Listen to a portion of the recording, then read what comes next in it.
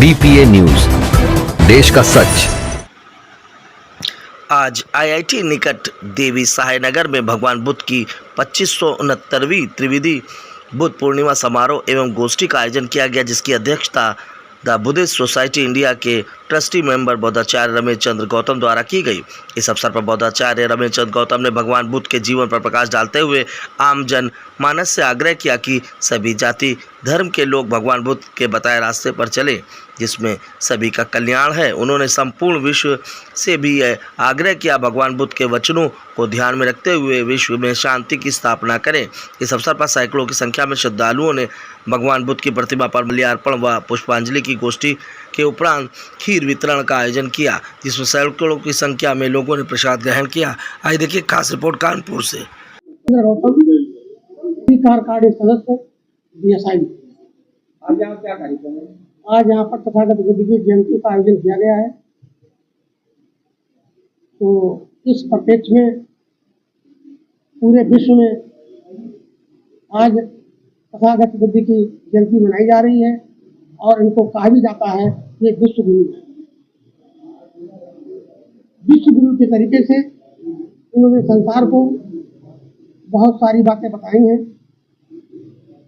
Main बातें उनकी जो आती हैं उनमें 4 आर्य सत्य हैं।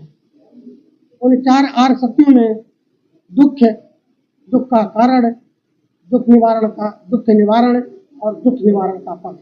जो चौथा पथ है उस पथ पर संसार को अपनी गति प्राप्त करनी होती है।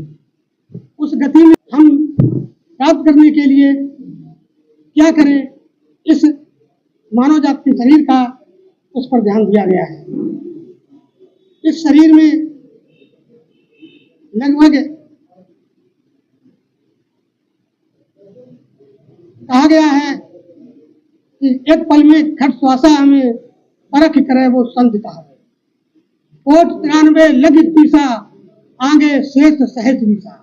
एक पल में जो 6 श्वासाएं निकलती हैं उनको जो परख लेता है वही संत होता है।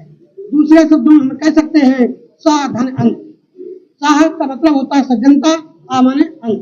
जिसके अंदर सज्जनता का अंत ना हो वो संत है।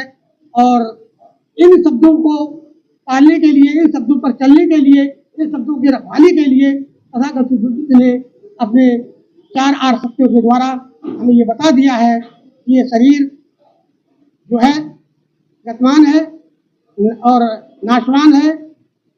यहाँ शब्द बनते हैं, बिगड़ते हैं और इन्हीं शब्दों के बदौलत संसार में आदमी अपनी गति को प्राप्त करता है।